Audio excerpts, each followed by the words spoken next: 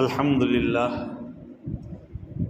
للہ رب العالمین والعاقبۃ للمتقین والصلاة والسلام علی سید الانبیاء والمرسلین وعلی آلہ وصحبہ ومن دعا بدعوتہم الی یوم الدین، اما بعد۔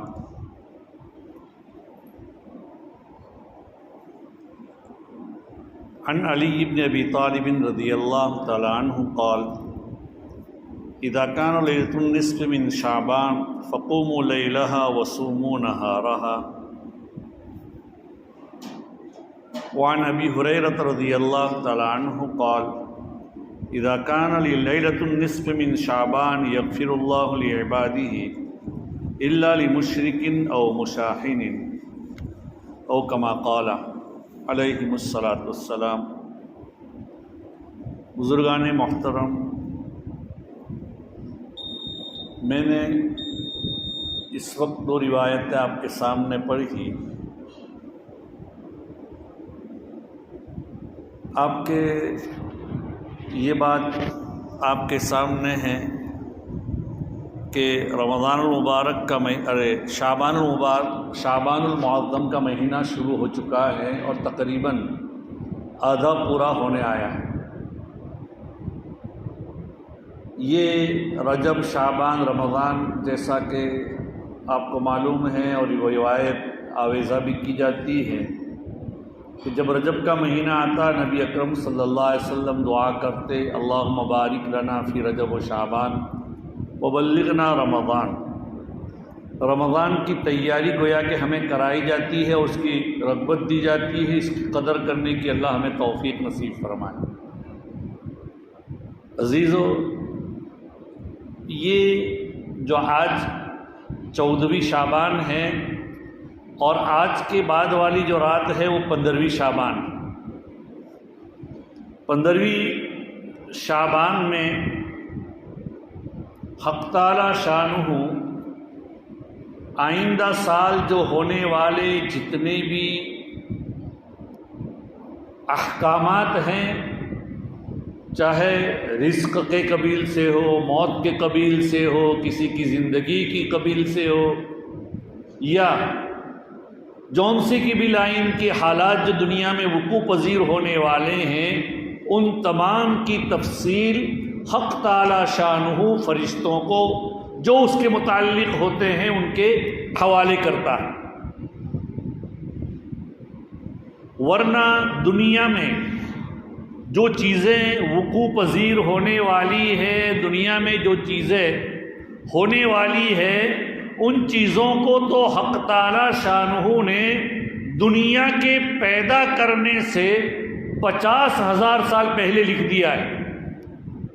جیسے ہمارے بارے میں دنیا کے پیدا کرنے کے بارے میں، دنیا کے پیدا کرنے سے 50,000 سال پہلے حق تعالی شانہ نے لوح محفوظ میں یہ بات لکھی ہے کہ فلاں صدی میں، فلاں عیسوی سن میں یہ آدمی اور فلاں ہجری سن میں یہ آدمی فلاں تاریخ کو پیدا ہوگا، اس کا رزق ایسا ہوگا، مسلمان ہوگا، مطیع ہوگا، فرمانبردار ہوگا، نر ہوگا، مادہ ہوگا، اس کا رزق کیسا ہوگا، اس کی عمر کیسی ہوگی، کیا کرے گا، کیا کھائے گا، ہر چیز کی تفصیل اللہ تعالیٰ نے ہر ایک کے بارے میں 50,000 سال پہلے دنیا کے پیدا کرنے سے پہلے لکھ دی تھی۔ تو اللہ کے علم سے میں تو پہلے سے ہے ہی، لیکن 15ویں شعبان کو حق تعالی شانہ ان تمام چیزوں کی جو آئندہ سال ہونے والی ہے اس کی تفصیل ان فرشتوں کو حوالے کرتے ہیں جو اس کے متعلق و ذمہ دار ہیں۔ آج کی رات کی اس لیے عزیز و دوست کو آدمی کو اپنی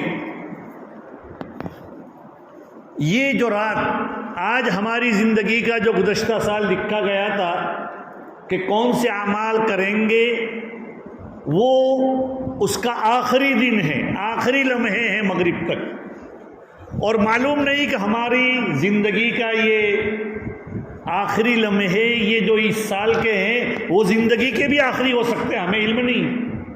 بہت سے لوگ ایسے ہوتے ہیں کہ جو پل جھپکنے کی مقدار میں چلے جاتے ہیں، کسی کی زندگی کا کسی کو بھروسہ نہیں۔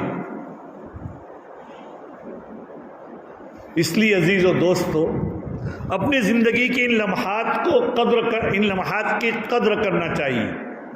اسی طریقے سے جو آئندہ آنے والی رات ہیں، اس رات کی بڑی فضیلت ہے۔ میں نے آپ کے سامنے جو حدیث تلاوت کی، اس میں اللہ کے رسول صلی اللہ علیہ وسلم فرماتے ہیں جب 15ویں شعبان ہو تو اس کی رات کو اللہ کی عبادت کرو، اس کے دن میں روزے رکھو۔ اس رات میں دوسری جو روایت پڑھی حضرت ابو ہریرہ کی، اس رات میں ہر آدمی کی بخشش ہو جاتی ہے سوائے مشرک کے، کیناور کے۔ جو اپنے دل میں کینے کو پال رہا ہے اس کی بخشش نہیں ہوتی، یا جو اپنی ازار کو لٹکائے ہوئے ہیں اس کی بخشش نہیں ہوتی۔ اس لیے عزیزو دوستو، اور بھی یہ جو آنے والی رات ہے، اس رات کی بڑی قدر کرنی چاہیے۔ دیکھیے، دین نام ہے، شریعت نام ہے اتباع کا، اور مومن کی زندگی کا مقصد 4 چیزیں ہونی چاہیے: اللہ راضی ہو جائے، ہم جنت کے مستحق ہو جائیں اپنی زندگی میں، اور تیسرا مقصد یہ ہے کہ اللہ کی ناراضگی سے ہم بچ جائیں اور جہنم سے ہمارا چھٹکارا۔ یہ 4 چیزیں آدمی کے مطمع نظر ہو، ورنہ دنیا میں ہر آنے والا انسان کسی نہ کسی پریشانی میں مبتلا ہے، پریشان ہے۔ حدیث میں آتا ہے الدنیا سجن المومن، دنیا تو مومن کے لیے قید خانہ ہے۔ تو یہاں اور ایک اور روایت میں ہے المؤمن لا یخلو من ذلت او قلت او علت، کہ مومن کے اوپر یا تو حالات آئیں گے، ذلت کوئی پریشانی رسوائی ہوگی، قلت مال یا کوئی اور پریشانی ہوگی، او علت یا بیماریاں وغیرہ ہوگی۔ جتنا آدمی جو پریشان ہو تو یہ تو آنے ہی والا ہے۔ جو بھی آدمی پریشان ہوتا ہے وہ پریشان اس کی، ہم یہ سمجھتے ہیں کوئی آدمی بہت خوشحال ہے، اس کے یہاں حشم و خدم ہے، ہر چیز کے اعتبار سے وہ کیا بہت خوشحال لگتا ہے، لیکن اندرون کے اندر اس کی کوئی نہ کوئی پریشانی ہوگی۔ اللہ نے جس کو جس لائق سمجھا وہ چیز اس کے اوپر کیا ہے، اللہ تعالیٰ نے اس کو مبتلا کیا ہے، لیکن اللہ کی بہت اس سے زیادہ انعامات ہر آدمی پر ہوتے ہیں۔ تو اس رات کی قدر کرنی چاہیے، اس رات میں ہمیں اس طرح گزارنی چاہیے کہ ہماری رات عبادت کے طور پر گزرے، نہ کہ عادت کے طور پر، نہ مذاق مستی میں۔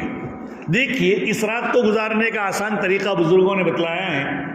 بہترین تو ایک اس کے اگلے دن، جیسے کہ آج ہی کا دن ہے، اتفاق سے اگلے دن کچھ آرام کر لیں، ظہر کے بعد مثلاً اب تو کھانا کھائیں گے، اس کے بعد قیلولہ کر لیں، اور جیسے ہی مغرب کی اذان ہو، مغرب کی اذان سے پہلے مسجد میں پہنچ جائیں، اور مغرب سے عشاء تک اوابین وغیرہ کے اندر، قرآن کی تلاوت وغیرہ کے اندر مشغول رہیں، جو بھی ذکر سمجھ میں آئے وہ پڑھیں۔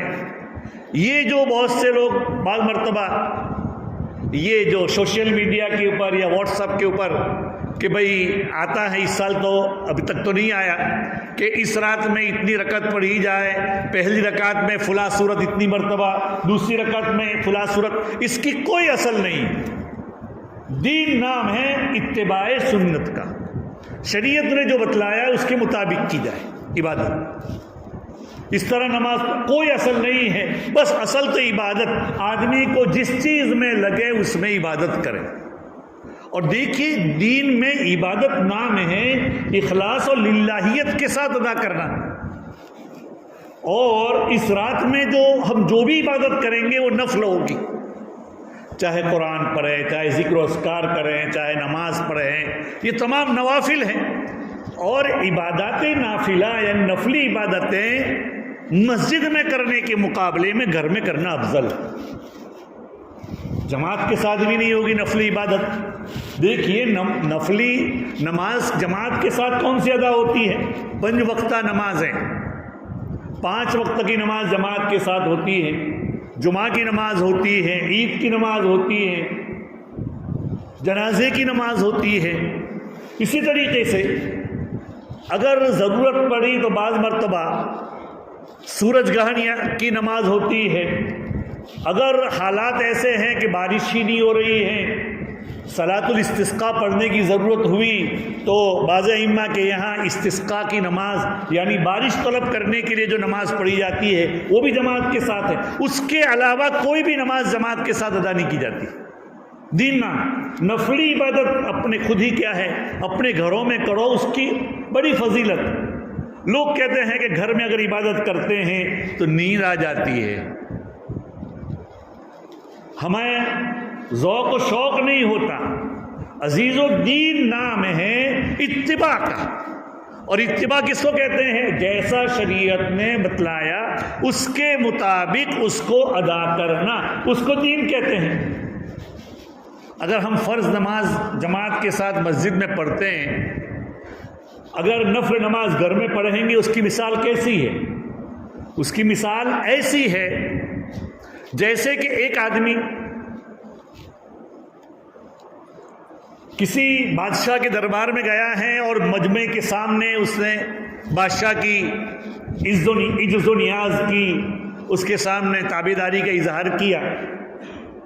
اس کے بعد بادشاہ سلامت نے کہا کہ بھائی مجھے رات کو 10 بجے ملنا، تنہائی میں تم سے کچھ باتیں کرنی۔ اب وہ تنہائی میں رات بادشاہ بلا رہا ہے اور اپنے خاندان کو اور اپنے دوست برادر کو سب کو لے کر اگر بادشاہ کے دربار میں پہنچ جائے تو کیا یہ بادشاہ کے منشے کے مطابق ہے؟ نہیں، بادشاہ اس کو نوازنا چاہتا ہے، تنہائی میں بلاتا ہے۔ نوافل کے ذریعے اللہ کی جانب سے اعلان ہوتا ہے روزانہ تو اور رات کے آخری پہر میں، لیکن شب برات یا شب قدر کے اندر وہ اعلان ہوتا ہے مغرب کے بعد سے، علام مستغفر فاغفر له، علام مسترزق فارزقه، ہے کوئی مجھ سے بخشش طلب کرنے والا میں اس کو رزق دوں، ارے اس کو اس کی بخشش کروں، ہے کوئی رزق کا طلبگار میں اس کو رزق دوں، یہ اللہ کی طرف سے۔ اور جو لوگ عربی جانتے وہ کہتے کہ یہ ایکائی کا لفظ ہے، بہو وچن نہیں ہے، ایک وچن ہے، علام مستغفر، کہ بھئی تم میرے پاس آؤ۔ اللہ کا منشا بھی یہی ہے کہ تنہائی میں اللہ سے مانگو، درمیان عاشق و معشوق رمزیست، کرامن کاتبین را خبر نیست۔ یہ اللہ اور بندے کے درمیان ایک کیا ہے، گفت و شنید ہوتی ہے کہ کرامن کاتبین کو بھی معلوم نہیں ہوتا کہ وہ کیا باتیں کر رہے ہیں۔ تو اللہ نوازنا چاہتا ہے۔ ہاں، تو ہم یہ کہتے ہیں کہ ہم کو تو گھر میں نیند آ جاتی ہے۔ دیکھیے ہماری شریعت میں کثرت عبادت مقصود نہیں ہے، عبادت کا وزن مقصود ہے، عبادت اخلاص کے ساتھ کی جائے یہ مطلوب و مقصود ہے۔ اگر ایک آدمی 2 رکعت پڑھتا ہے اللہ کے ساتھ، اللہ کے لیے اخلاص کے ساتھ، اور اللہ کے بالکل جیسے اس کے تقاضے ہیں، شریعت نے جو اس کی طرح کہا ہے اس کے مطابق اس نے کیا ہے، اور ایک آدمی 20 رکعت پڑھتا ہے لیکن اس کا ذہن ادھر ادھر منتشر رہا ہے، تو وہ 2 رکعت قرآن کہتا ہے وَنَضَعُ الْمَوَازِينَ الْقِسْطَ، اللہ کے یہاں وزن کے کس کا ہوگا؟ اخلاص کا ہوگا۔ اسی لیے ایک روایت میں آتا ہے کہ اللہ کے یہاں ایک آدمی ایسا ہوگا جو موٹا تگڑا ہوگا، کافر ہوگا، لیکن اس کا وزن مچھر کے پل کے برابر بھی نہیں ہوگا۔ اور ایک وہ آدمی کہ جس نے حدیث بطاقہ، بہت مشہور روایت ہے، بطاقہ جو لوگ گلف یا کویت وغیرہ رہے وہ بطاقہ بولتے ہیں، وہی بطاقہ جو ہوتا ہے، بطاقہ کہتے ہیں پرچے کو، ہم جس کو کارڈ کہتے ہیں بطاقہ۔ تو حدیث بطاقہ بہت مشہور روایت ہے۔ حدیث میں آتا ہے اللہ کے رسول صلی اللہ علیہ وسلم فرماتے ہیں کل قیامت کے دن ایک آدمی آئے گا، لایا جائے گا جس کے 99 دفتر گناہوں سے لبریز ہوں گے، اور ایک دفتر کتنا بڑا ہوگا؟ حد بصر، نگاہ جہاں تک پہنچتی ہے وہاں تک اس کا دفتر اتنا بڑا دفتر ہوگا، اور ایسے 99 اس کے دفتر ہوں گے چوپڑے، اور ان دفتروں کے اندر اس کے گناہ لکھے گئے ہوں گے۔ اللہ تعالیٰ ایک آدمی کو بلائے گا کہ تیرے یہ 99 دفتر ہے گناہوں کے،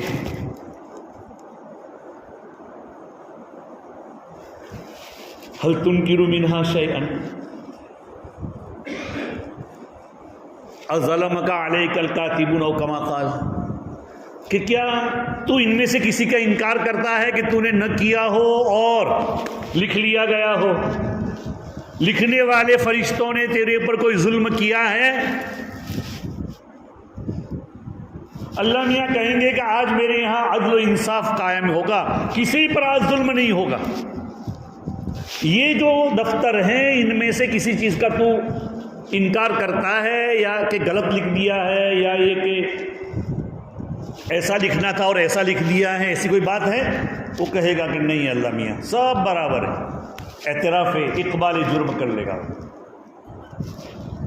اس کے بعد ہوگا یہ کہ وہ یہ سمجھے گا کہ اب تو میری تو آ بنی، میں ہلاک ہو گیا۔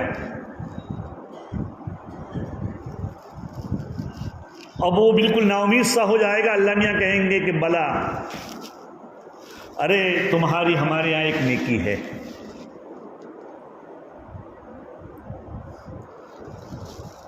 ایک پرچہ لایا جائے گا، اس پرچے میں زندگی میں اس نے ایک مرتبہ لا الہ الا اللہ محمد الرسول اللہ کہا ہوگا، کلمہ پڑھا ہوگا، یہ پرچہ تیرا ایک نیک عمل ہے۔ تو اللہ میاں اس کے سامنے پیش کرے گا، بندہ کہے گا اللہ میاں یہ 99 دفتر اور یہ ایک پرچی، اس کی کیا حیثیت؟ اس 99 دفتروں کے مقابلے میں ایک پرچی کی کیا حیثیت؟ اللہ میاں کے سامنے وہ بندہ کہے گا۔ اللہ تعالیٰ کہیں گے کہ لا ظلم اليوم، آج کسی پر کوئی ظلم نہیں کیا جائے گا۔ حدیث میں آتا ہے کہ 99 دفتر کو ایک پلڑے میں، اور وہ ایک پرچی جو چھوٹی سی ہوگی جس میں زندگی میں ایک مرتبہ لا الہ الا اللہ محمد الرسول اللہ کہا ہوگا، وہ دوسری پلڑے میں رکھ دیا جائے گا۔ حدیث میں آتا ہے کہ جو لا الہ الا اللہ والی جو پرچی ہے وہ جھک جائے گی، وہ پلڑا، اور وہ کیا ہے طاشت کیا ہے سجلات، کہ وہ اڑ جائیں گے، یعنی اوپر ہو جائیں گے۔ اور حدیث میں کہتے ہیں اللہ کے نام کے مقابلے میں کوئی چیز وزنی نہیں، اس نے زندگی میں ایک مرتبہ لا الہ الا اللہ کہا۔ تو بتلانے کا مقصد یہ ہے کہ شریعت میں وزن اخلاص کے اوپر، عمل کے اوپر ہوگا، کثرت عمل پر نہیں۔ لہذا رات کو آدمی عبادت کرتا ہے کثرت کے ساتھ، لیکن وہ بات نہیں پائی جاتی جو اخلاص والی ہو، تو پھر اس کے مقابلے میں جو 2 رکعت پڑھے اس کی حیثیت بہت بلند ہوتی ہے، بہت عالی ہوتی ہے، بہت قیمتی ہوتی ہے۔ اسی لیے اپنے گھر میں، جو میں کہہ رہا تھا، گھر میں عبادت کرنا، گویا کہ اللہ میاں نفلی عبادت گھر میں پسند کرتے ہیں، کہ اللہ میاں سے ایک سرگوشی ہوتی ہے، اللہ تعالیٰ کے ساتھ کیا ایک بات ہوتی ہے بندے کی اس رات میں۔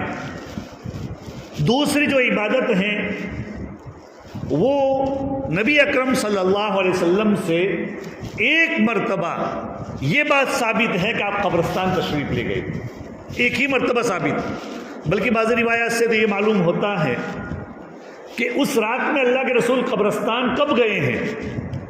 صدیقہ عائشہ رضی اللہ تعالی عنہ فرماتی ہے کہ رات میں جب آنکھ کھلی تو میں نے اپنے بستر پر اللہ کے رسول صلی اللہ علیہ وسلم کو نہیں پایا،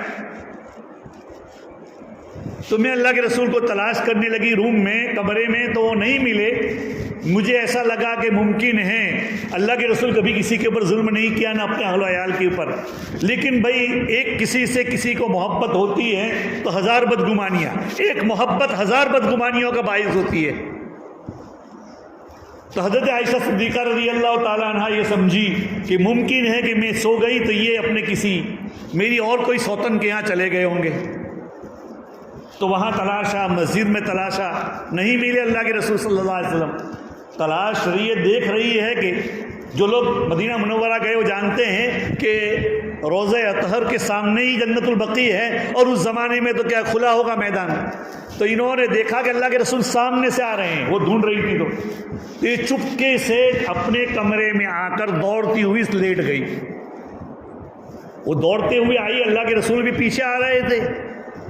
اللہ کے رسول صلی اللہ علیہ وسلم نے فرمایا، سمجھ گئے کہ تیری سانس کھلی ہوئی کیوں ہے؟ کیا تو یہ سمجھتی ہے اللہ اور اس کا رسول تجھ پر ظلم کرے گا؟ یہ بات نہیں، نہیں ہو سکتی. بہرحال پھر اللہ کے رسول صلی اللہ علیہ وسلم نے اس رات کی فضیلت بتلائی اور آپ قبرستان اس رات میں آپ کا جانا ثابت. لیکن ہمیشہ ہر سال جمگھٹوں کے ساتھ اللہ کے رسول تو چپکے سے گئے تھے, اہل و عیال کو بھی معلوم نہیں تھا, اور ہم تو دوست برادر کے ساتھ ایک کیا ہیں جمگھٹوں کے ساتھ جائیں, یہ کیا اس کی کوئی ثبوت نہیں. جانا چاہیے, کبھی کبھی جانا بھی چاہیے. ہمارے حضرت شیخ نور اللہ عمر قدو جس سال میں دارالفتاح میں وہاں سہارنپور پڑھ رہا تھا, اس سال وہ آئے تھے, ہم لوگ ساتھ میں نہیں تھے. تو بہرحال تو کہنے کا مقصد یہ ہے کہ ایک مرتبہ جانا ثابت ہے اس رات میں یہ عبادت, اس رات کی عبادت کرو, اس کے اگلے دن روزہ رکھو. دیکھیے روزہ رکھنے کی فضیلت ہے, ایک سال گناہ کے معاف ہونے کا یہ ہے. اگرچہ بعض لوگ اس کا انکار کرتے ہیں, لیکن حدیث سے یہ بھی ثابت ہے. 10 صحابہ سے یہ روایت ثابت ہے کہ اللہ کے رسول صلی اللہ علیہ وسلم نے فرمایا کہ روزے رکھو. لہذا آئندہ کل کا جو ہے تو اس کے بعد یہ مہینہ گویا کہ کہنے کا مقصد یہ ہے کہ رمضان کی تیاری کرنے کا مہینہ ہے. اس رات کی قدر کرے, اور اس رات کے بعد جیسا کہ بعض روایات میں آتا ہے. اچھا ایک اگر مان لو کہ اس روزے کے بارے میں پوری بات کر کے چلتا ہوں گے کہ اس روزہ اگر مان لو کہ روایات میں جو بعض لوگ کہتے ہیں کہ روایت ایسی ہے, میں نے بتلایا کہ 10 صحابہ سے ثابت ہے. اس کے علاوہ ایام 20 کے روزے یعنی 13, 14, 15 ہر مہینے کی تاریخ کا روزہ ثابت ہے. اس لیے ان دنوں کے اندر روزہ رکھنا چاہیے. اور رمضان اور شعبان کے اندر بعض روایات سے معلوم ہوتا ہے کہ جب 15 شعبان ہو جائیں اس کے بعد نفل روزے نہ رکھے جائیں. اس کی وجہ یہ ہے, اس کی وجہ محدثین یہی لکھتے ہیں کہ اس کی وجہ رمضان کے لیے تیاری اور اپنے اندر ایک طاقت پیدا کرنا. خاص کر کے بعض روایات سے صراحت معلوم ہوتا ہے کہ رمضان سے پہلے 1-2 دن روزے نہ رکھے جائیں, یعنی 28 اور 29 کا روزہ نہ رکھا جائے, اس سے پہلے تک کے روزے کی اجازت ہے. تو روزہ رکھ سکتے ہیں, روزہ رکھنے کی فضیلت آئی ہے آئندہ کل کی. اور اتنی بات بھی یاد رکھے کہ جن راتوں کی فضیلتیں آئی ہیں اس کے دن بھی فضیلت میں شامل ہیں. تو جیسے آج کی رات کی فضیلت ہے, آئندہ کل کی دن کی بھی فضیلت ہے. اس کو کل 5 راتوں میں عبادت کرنا, اور اس کی فضیلت اللہ کے رسول سے ثابت ہے. دونوں عید کی راتیں, شب برات کی رات اور اسی طریقے سے شب قدر کی رات, یہ 4 راتیں, اور 5ویں 9ویں ذی الحجہ کی رات. ان 5 راتوں کی قدر کرے. اللہ تعالی ہمیں بھی آئندہ آنے والی رات کی قدر کرنے کی توفیق نصیب فرمائے. اب ہم یہ نہیں جانتے آج کی رات میں ہمارے فیصلے لکھے جائیں گے. ہم اس حال میں اللہ تعالیٰ کے, چونکہ فیصلے تو میں نے بتایا آپ کو کہ 50,000 سال پہلے دنیا کے پیدا کرنے سے پہلے اللہ میاں نے لوح محفوظ میں لکھ دیے ہیں, لیکن آج کی رات میں آئندہ سال ہونے والے سارے کے سارے فیصلے اللہ میاں فرشتوں کے حوالے کرے گا. اب ہمارے فیصلے, ہمارے بارے میں اچھے فیصلے جو بھی ہو وہ اس حال میں فرشتوں کے حوالے ہو کہ ہم اللہ کی عبادت کر رہے ہو, یہ مقصود ہے. اللہ تعالی ہمیں اس کی قدر کرنے کی توفیق نصیب فرمائے. وآخر دعوانا ان الحمد للہ رب العالمین. سبحان اللہ.